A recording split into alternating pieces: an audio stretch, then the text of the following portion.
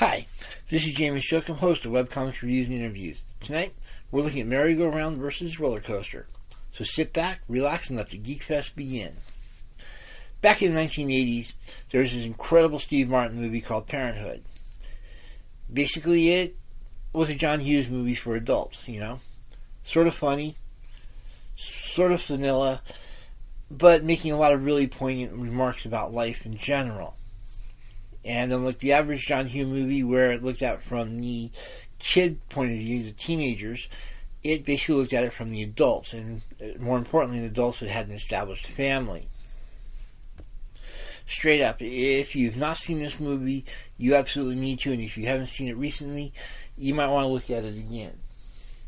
But, relative to tonight's conversation, is that there's this one scene. Well, let me back up by about half a step. You have these two parents, Steve Martin and his wife, who have 3 kids together. Due to certain neurological issues, or more accurately, some severe psychological problems, Steve Martin's character, Gil, always takes the safe road on stuff. It's just, he's scared of taking risk, understandably so. 3 kids, and he's just starting to see a point where he's getting really nervous and all this because he's hitting that point of life where, he's just not level of success that he'd want to be at, and he's trying to figure out what he needs to do in order to push himself to the next level. At the same time, you've got his wife, who's definitely mastered improvisation. She's a mother and then some. She knows exactly what's going on with her 3 kids. She's willing to fight to the end for them. And in essence, she's a little bit of, she's mastered chaos. This combination of fire and ice has enabled them to have 3 reasonably successful kids. Yeah, they're sort of debating what's going on with the youngest one, but, obviously the kids aren't perfect, but the bottom line is, it's a great little family. Arguably the best one presented in the entire movie, and there's a couple. However, it just finally hit a point where the two of them are starting to have problems with each other. And so there's a lot of conflict, and the conflict is rising. Well, it comes down to a head in this one scene where they're having a knockdown, drag-out fight, and she's about to deliver some major news that's going to rock the family. Specifically, she's got another kid on the way, and she's trying to figure out how to tell Gil. Meanwhile, Gil's trying to hit the point where he's thinking about quitting, and he's in fact already quit, and he's trying to figure out how to tell this news to his wife.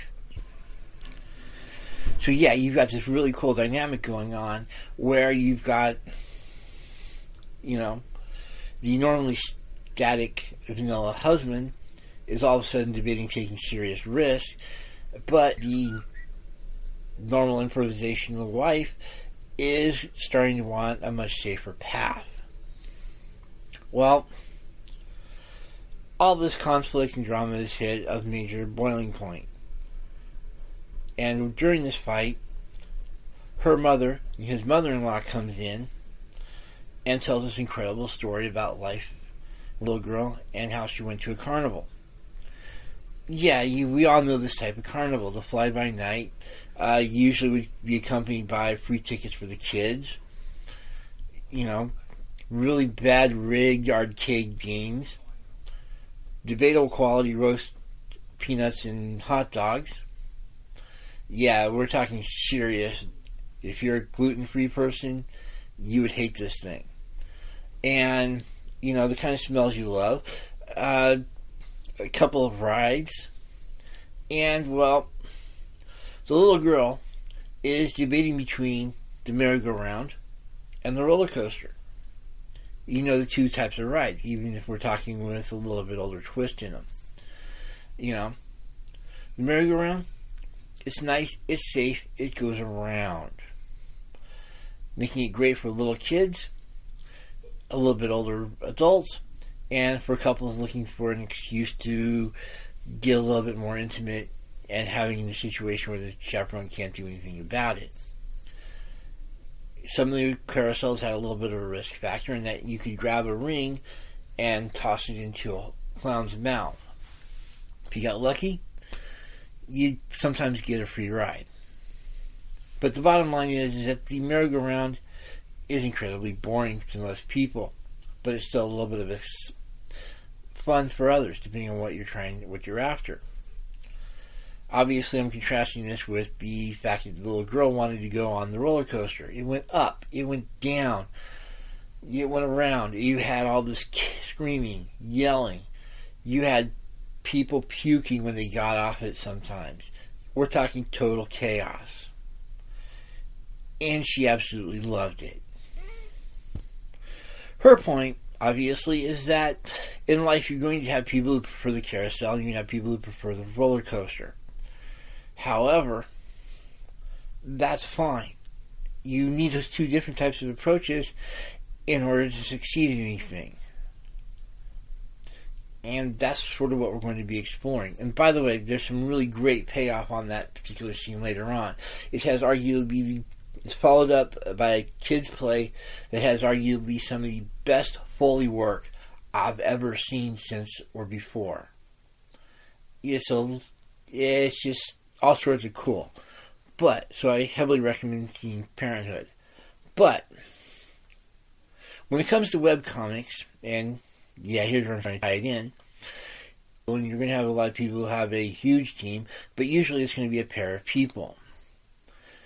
And if you're dealing with a pair of people, it sort of helps if you're dealing with people who are a little bit, in terms of extreme, in terms of merry-go-round versus roller coaster. Yeah, I'll be getting into a lot of what constitutes a merry-go-round and a roller coaster person. We're going to have lots of fun with that.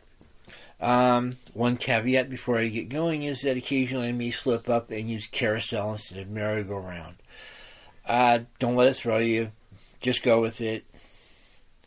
I recognize that the error is going to be in there, and if I'm really lucky, it won't. But if it does pop up, hey, I've been nice in giving you a heads up on that matter. So deal with it, right? Alright, so now we've got two names of the archetypes in your head.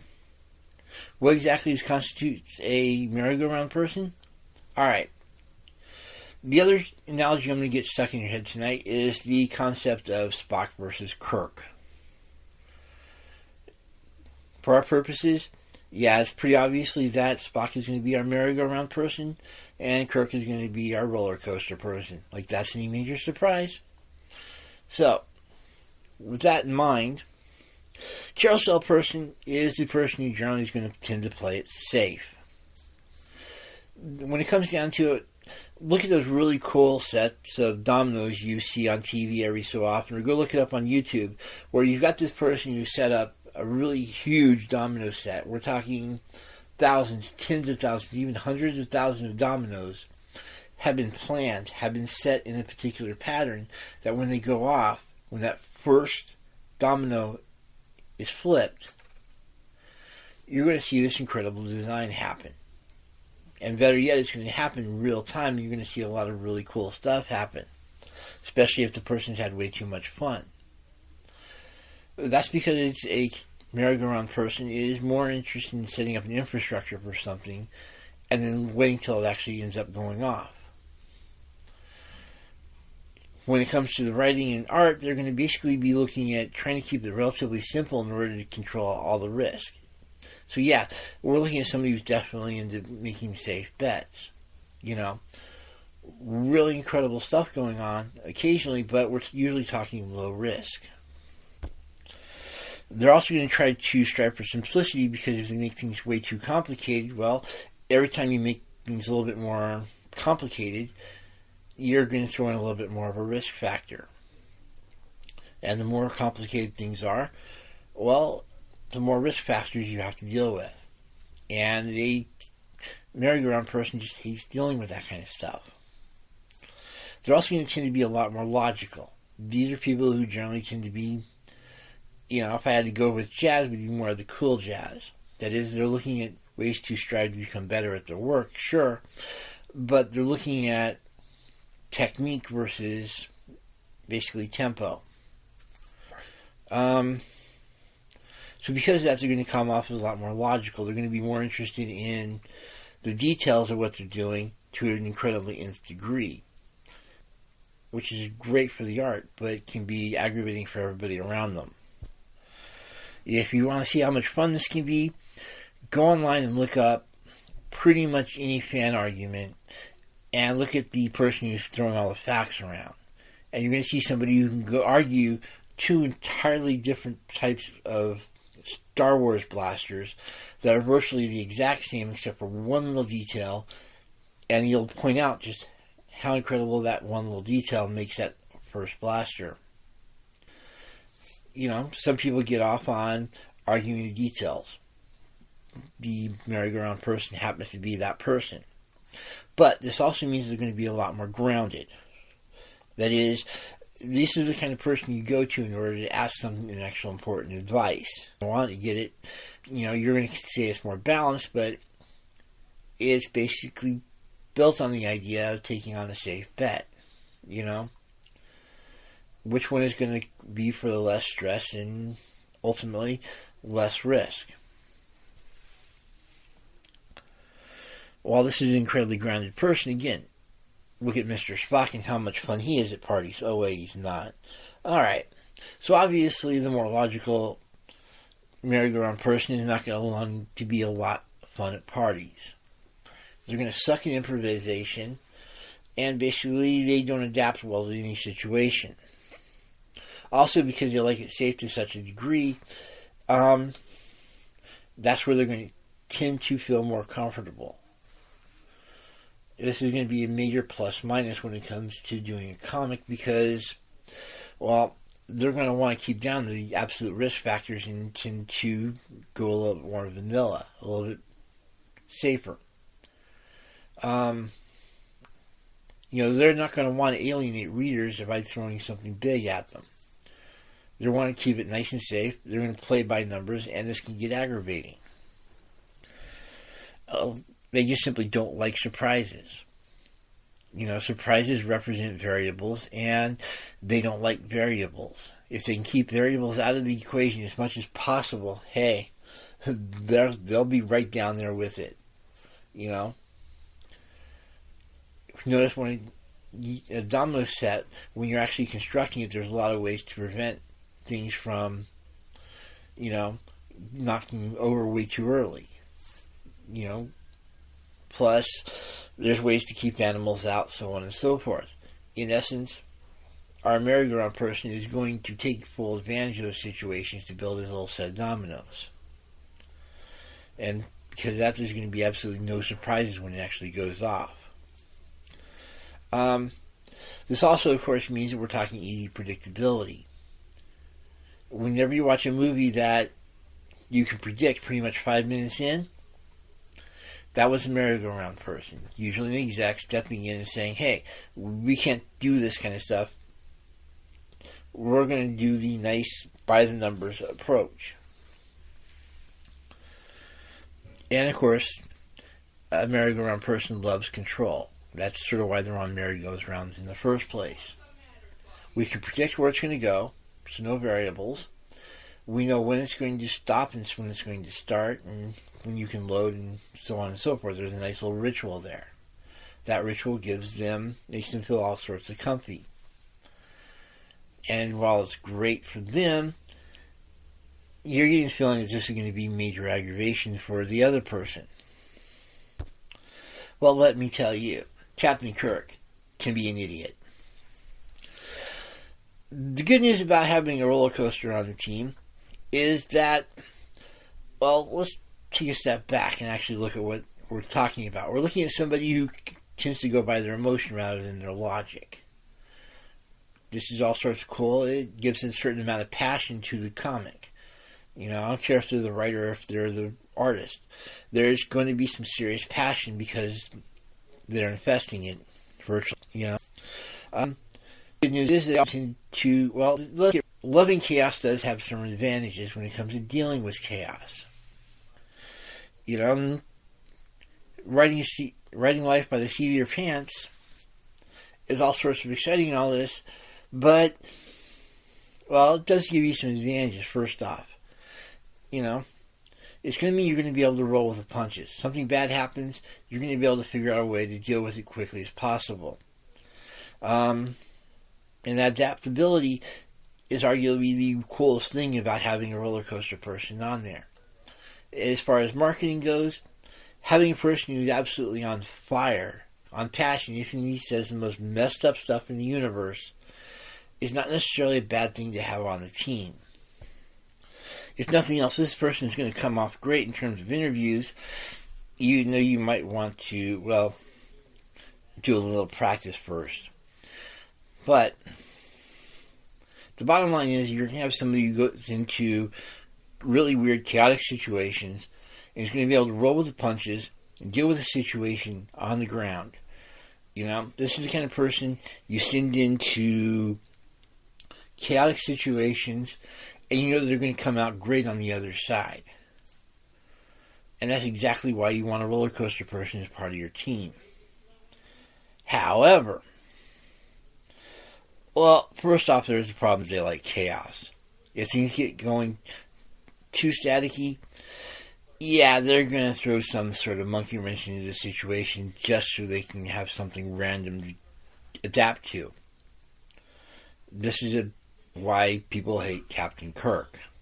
Yeah, the guy does some incredible stuff when it comes to improvisation.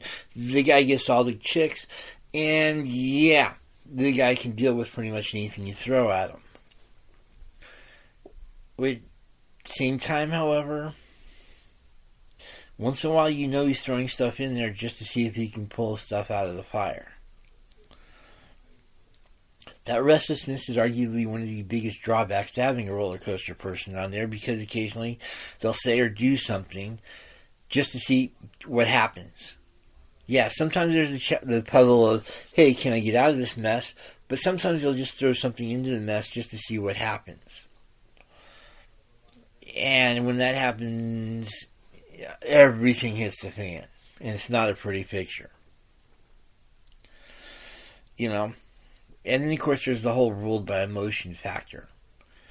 In essence, they're going to be more random than they are going to be ruled by law. And it's just, you never know what's really going to happen. You have some general ideas, but because they're ruled by emotion, if they get into a fight with somebody, that's going to show up in the artwork or the writing.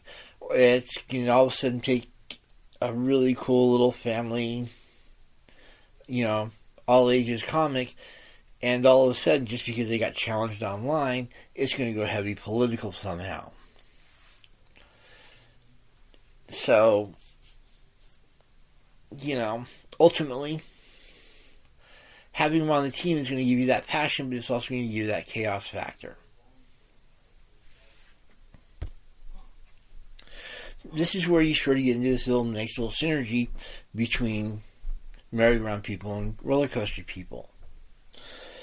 By combining the two of them, you basically enable, you know, the old saying of you maximize your maximums and you minimize your minimums. That is, you increase their strength and lower the weaknesses. The carousel person obviously needs a roller coaster person. Occasionally you need them to be knocked out of their static loop. And nothing does that better than a good old roller coaster person. Hi, I've got high energy, high emotion, and I notice you're going in a loop. Yeah, let's knock you out of that. The roller coaster person can also provide inspiration. Sure, the carousel person has established this really neat little domino chain, but a lot of it doesn't really, you know, it just doesn't have a lot of flash to it. By having a roller coaster person say, hey, wouldn't it be cool to? And then all of a sudden the carousel person goes, hey, yeah. You've got this really neat little thing where your roller coaster person creates some really great puzzles for the merry-go-round person to try to solve. And once they actually solve that, you actually see a much better product. You've also got that passion obviously can be infectious. This is really great because, well, the merry-go-round people don't tend to be really stand up for themselves. You know, it's not necessarily that they don't have a spine, it's just they're trying to keep things nice and calm and collected and eliminate the variables. And if all of a sudden they start standing up for themselves, it throws in some really weird variables to the situation. But if the merry-go-round person has been friends with the roller coaster person long enough, well, they start developing a situation where they can do a little bit more improvisation, where they feel a little bit more confident in dealing with really bad social situations, and it's all sorts of scary, especially the first time it happens. Again, I refer you to 1001 movies. But, you know, where you've got the nerd who's been scared his entire life and all of a sudden isn't anymore, and he just basically takes down the school. That's the obviously the positive effect of the roller coaster person. When it comes down to it, if you can combine the passion of the two of them, you're going to have a really cool thing going on. Which, of course, is where the carousel person sort of acts as a really nice control rod to the roller coaster person. The carousel person comes in and grounds the roller coaster person. In other words, creates a situation where you've got to take advantage of all this really cool improvisation and adaptability and emotion and passion, and by throwing a control rod into it, can actually focus all this stuff. That grounding turns a itty-bitty little comic that was occasionally funny into something really cool, because all of a sudden you've got the situation where you've got all this passion, where you've got this adaptation, where you've got all this improvisation going on, and all of a sudden it has a focus. And you can get some really great Greek myths out of it. Not to mention some really great comics. The roller coaster person is now being forced to build infrastructure, and actually is being shown how to build that infrastructure. Yeah, there's a lot of really cool rock and roll going on there, but it's starting to get a little bit more, it's starting to get some actual substance to it. That is, there's plans, there's bridges, there's skyscrapers, there's all these really cool structures going on inside of it that all of a sudden are just all sorts of incredible. So you've got this really neat thing where you've got the roller coaster person is trying to do all this really fun improvisation stuff, and right behind him you've got the merry-go-round person enforcing some sort of structure into all of this. It's sort of a really neat little, a really nice little construction crew image going. On top of that, the merry-go-round person can also get the roller coaster person to just simply calm down and relax. I don't care if you want to use the old wrench analogy, where you got the incredible person with all this incredible energy and all this going off, and all of a sudden it gets to be too much, so you've got to have somebody out there to basically club them over the head and knock them out every so often. Well, when you've got the partnership going, that's exactly what will happen. You'll have the roller coaster person will basically go on all this really cool, explosive energy and all this, and he'll have the merry-go-round person temper it down a bit. So, like you said, it's a really great combination. You've got all this fire and you've got all this cold, and they're really interacting with each other and adding really neat stuff to each other. In essence, when everything's said and done, it's just sort of fun to see what happens. You've got all that energy, and all of a sudden you found a way to structure it.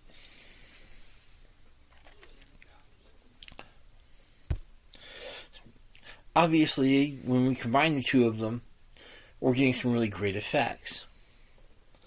We've got some really great flexibility and approach, because we can either basically go with a straight improvisational approach or a slightly more structured approach. which is really great. Look at, say, any of the Warner Brothers cartoons. It's probably the best example. When you've got Daffy Duck and, Bugs Bunny going at it, and then all of a sudden Elmer Fudd mixes into the mix, well, you've got Daffy and Bugs will team up against Elmer, and it just gets really weird really quick. In essence, see, from a D&D perspective, Daffy Duck is always going to be chaotic neutral. There's absolutely no question about it. He can go good, he can go bad, he can go crazy. He's never going to go sane. Bugs Bunny is more of a neutral good. He can be good, he can be lawful, he can be chaotic, but he's usually going to be a good person. And part of this is that when him and Daffy go at it, especially when there's a third person they're going at it against, what this means is that you've got all this really neat little passion from Daffy, and all of this really great order, because let's get real, Bugs Bunny does some really great gags that have some incredible payoff in the end, even if they do take some setting up. So, you've got that really neat little bit of flexibility in the approach. You can go with structure, you can go with the passion, and a lot of times you're going to see them switching between the two so quickly that it looks like you've actually got them both going on at the same time. And there's absolutely nothing that can beat it when that happens. You've also got a wider range of skills, because obviously the merry-go-round person is going to be mastering a lot of those skills. But when he does, he's not going to be mastering as many skills, but when he does master those skills, there's some incredible payoff. Conversely, the roller coaster person is going to be more of a jack of all trades. And I do mean this in general sense. They're going to have a lot more skills to bring into the party, but those skills may not be as great in terms of skill level as the as the merry-go-round person. But, so what you end up having is this really great situation where you've got this person who has a few skills, but he's mastered them, and bringing up any little spaces that he may need, is that you've got the roller coaster person bringing in this entire truckload of skills, even if they may not be more than a passing familiarity. Nonetheless, that's not necessarily a bad thing when you're trying to build a comic. You need somebody. You need to be able to mix somebody who has a couple of really great, strong skills versus somebody who has a boatload of weak skills. It may not seem like it's a really great combination, but trust me, it turns out working really well, especially when you're dealing with a writer who needs a lot of trivial information. Those 1,001 skills that he hasn't quite mastered, as long as one of them is research, turns out to be really great. Flip side, an artist with a lot of really small skills can do some really awesome stuff. Especially if they take some time out later on and actually study up on the art.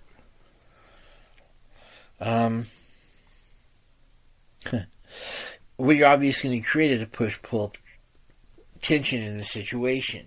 That is, you're going to create a situation where both of them are trying to push and pull in their own particular areas, and that tension can actually work out really well. Because at that point, you're challenging each other to do something. And as long as you've got continuous challenge, people tend to adapt to it and tend to do really, really well. In this particular situation, look at the skill set. If you have, you've got the person who's going to master a couple of very definite skills, but he's going to have to learn a lot of little skills in order to keep up with the other person. Conversely, the jack of all trades is going to have to get a little bit better at some of those skills if he's actually going to continue to pull his weight, because at some point both of them are going to have a really nice little set of skills going on. It's just different power levels in them, but they've adapted to each other and have learned a lot from each other. So even after a couple of years, even if the writer, for example, may not be able to draw his way out of a wet paper bag, he can still identify a lot of really great art styles. He can also at least identify the difference between when something's going good versus when it's going bad. It's more of a familiarity there. But he's still getting a lot better at art. Just as the illustrator is probably not going to master any kind of actual writing skills, but is going to be able to tell, hey, what would happen if, or throw in some really weird facts. You're going to have a really neat little push-pull going where both of them are trying to adapt to each other and trying to get better at each other. Did I say at each other? With each other. Yeah, let's go with each other. Because there's going to be some competition, don't get me wrong. But there's always going to be competition when you got two strong-willed people with different approaches. And I'd like to point out, they're a really nice natural complement. That is, you sort of need one of them to act as the balance to the other. If you have two people who are roller coaster people, you're going to end up in a crash at some point. You're going to have the two of them are going to go at each other. They're going to burn each other up. And after a little while, they're either going to need to take a month-long vacation somewhere apart, or they're going to be totally useless as writers or illustrators. They're just going to burn each other up at some point. Conversely, if you've got two merry-go-round people going at it, what you're going to have is, boredom. Neither one of them is really pushing each other. They're going to get stuck in all their individual loops. And so at some point in time, you're going to have a point where that loop is going to solidify, and they're basically not getting anything done.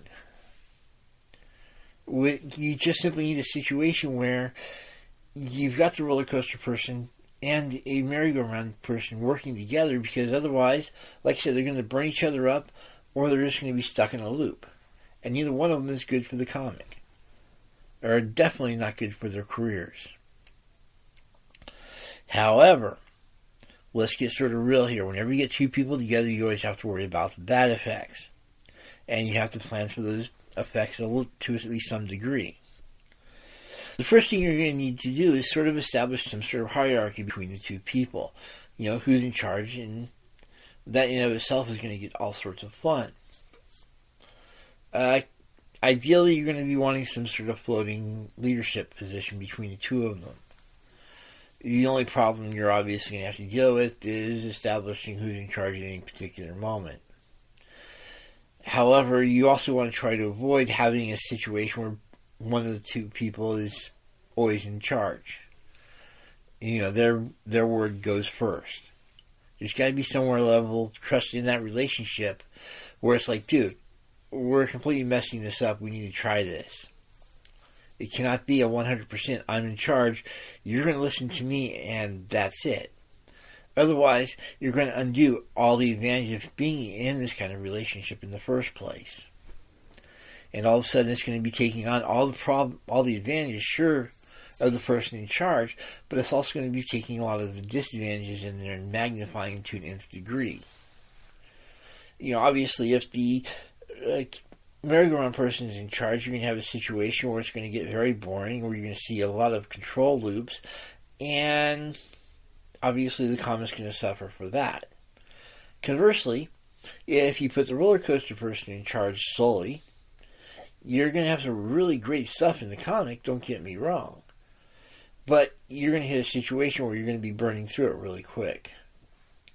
You need to establish some sort of floating hierarchy. Even if one of them is in charge most of the time, you let the other person shine every so often. Personally, if I were a betting man, I'd sort of put the carousel guy in charge, but occasionally allow him to be vetoed by the roller coaster guy. Again, it's just a structure versus passion thing. And if you start looking at, say, Captain Kirk versus Mr. Spock again, you'll note that Captain Kirk usually goes with what Mr. Spock says. They've established a hierarchy where Captain Kirk may be the one ostensibly in charge. Let's get real. Mr. Spock makes the decision 9 times out of 10. It's that one time out of 10, however, that makes having Kirk in charge oh so worth it. You know what I mean? So, give the guy with the roller coaster all the, let him have the kudos for being in charge. 9 times out of 10, anybody who's following along knows who's making most of the decisions, and that's fine. Definitely expect to disagree. Some arguments are going to get way out there. Yeah, if you have a McCoy type, this is exactly where you need them. But generally speaking, yeah, you're going to disagree on a lot. There's just no two ways about it. You're going to have two people with vastly different approaches, vastly different backgrounds, trying to do something and accomplish it in vastly different ways. Realistically, if you can actually say you're not going to disagree with each other, you have some serious issues. Because I don't care how intelligent and how,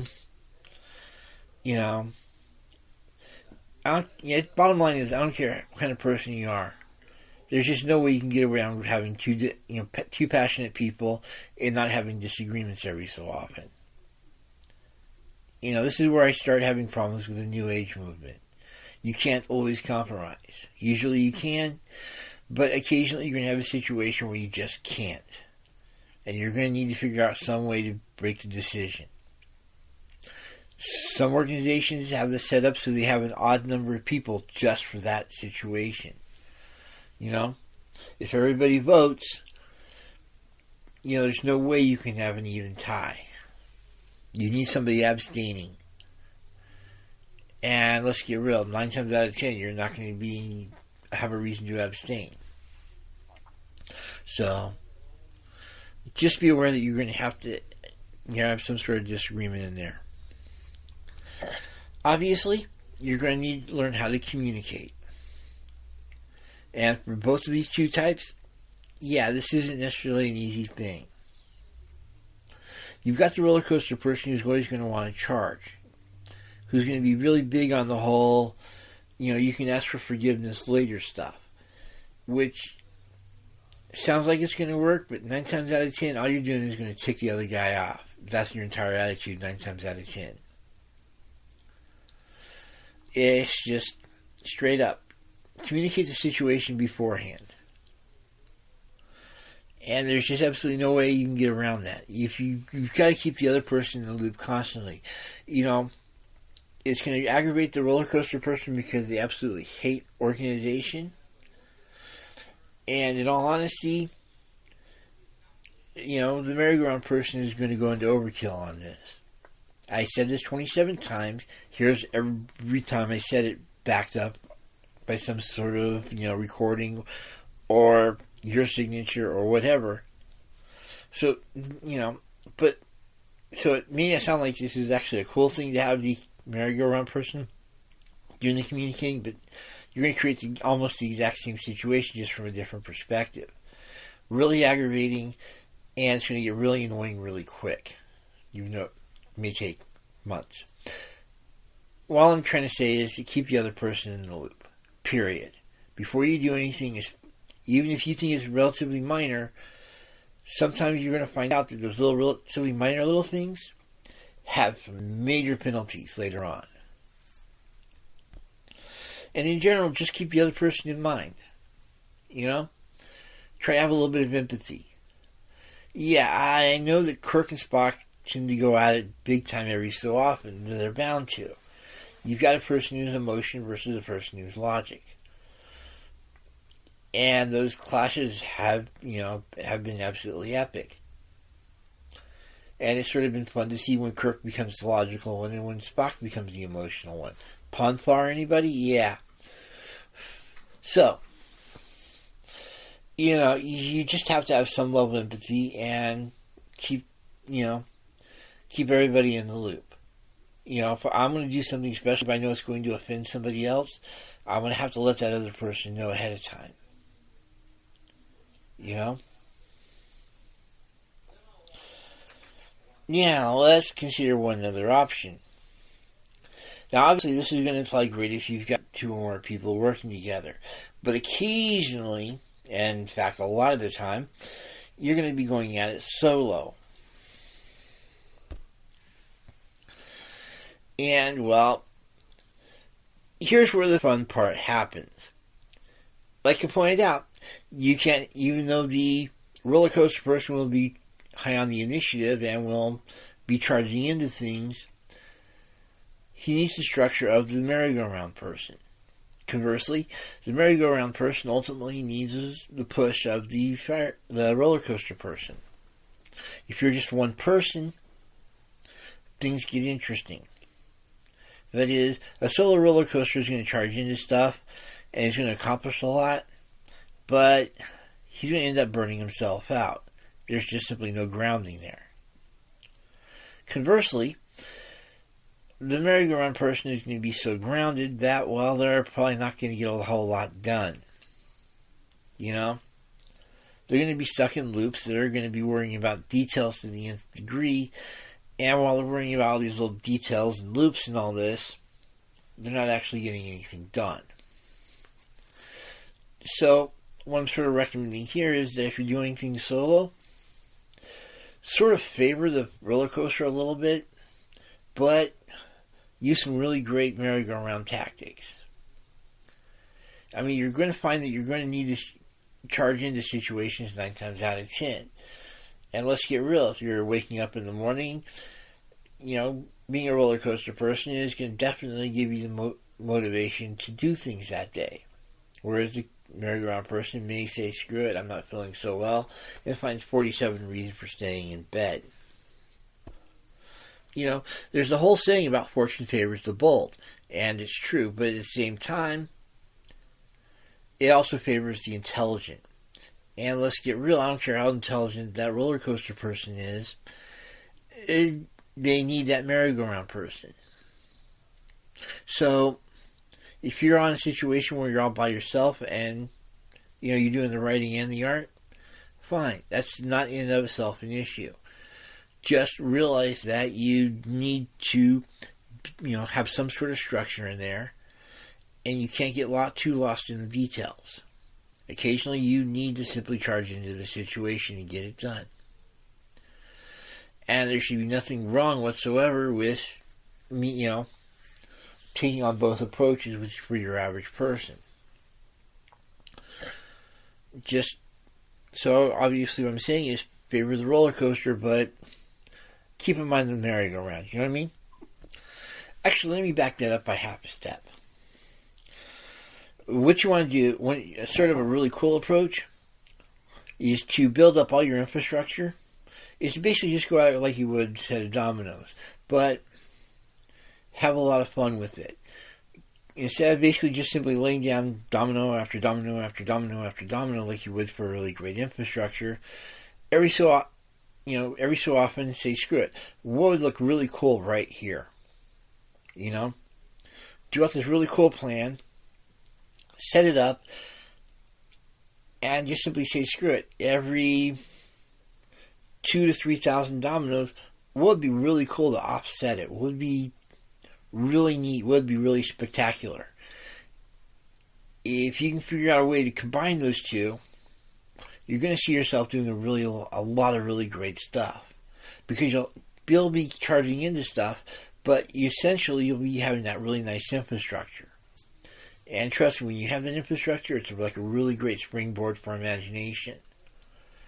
So you need to figure out a way how to combine the two approaches of roller coaster versus merry-go-round and how you do things. So, how that thing in Parenthood ended up working out? Pretty good, actually. Gil basically overcame his aversion to risk, even though he found out there were some definite advantages to, he basically went back and begged for his job, but he put so many conditions on it that he actually ended up getting promoted for it. And of course, his wife figured out a lot of ways to make do with a little bit less. So it was sort of really great. The two of them eventually did work out their roller coaster go-around issues. Now, I guess I better sum everything back up just in case we haven't figured it out by now, right? Sorry about this. But this is sort of where my carousel part comes in. It's the structure. Just as, unfortunately, I probably need to work and tone down the roller coaster and actually reorganize things a lot better. But that's neither here nor there. For your purposes, just keep in mind that, generally speaking, you're going to be working as a team. You're going to want somebody who's coming in as a carousel, or the merry-go-round, who has the patience, who's not afraid to step the infrastructure, who's worried about details and everything. Continuity details, art details, all these little details are something your webcomic person should be worrying about.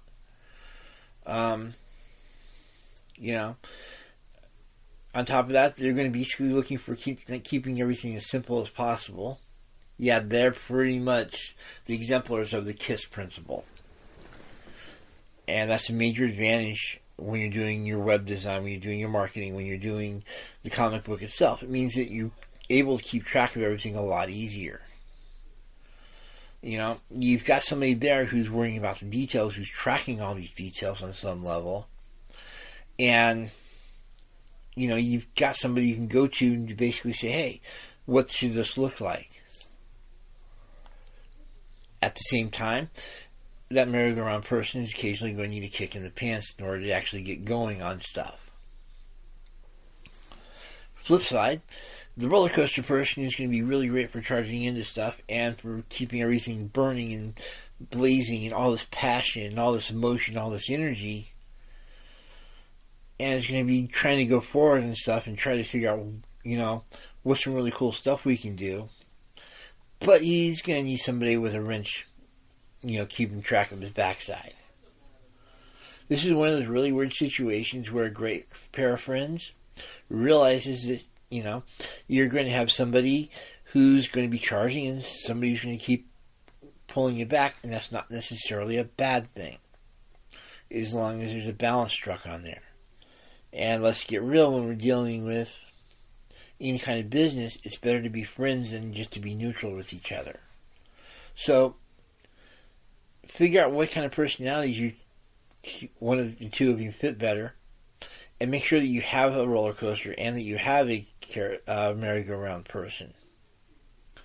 And that both of you aren't the exact same type, because if you are the exact same type, things just aren't going to happen, or they're going to happen in such a spectacular way that you're going to be forgotten 6 months after. And as artists, the last thing you want to do is be forgotten. So strive for that balance. You'd be surprised what you can accomplish by being a little bit balanced. Full passion with a control rod is probably one of the best combinations you can have out there in terms of the art world. So strive for that whenever possible.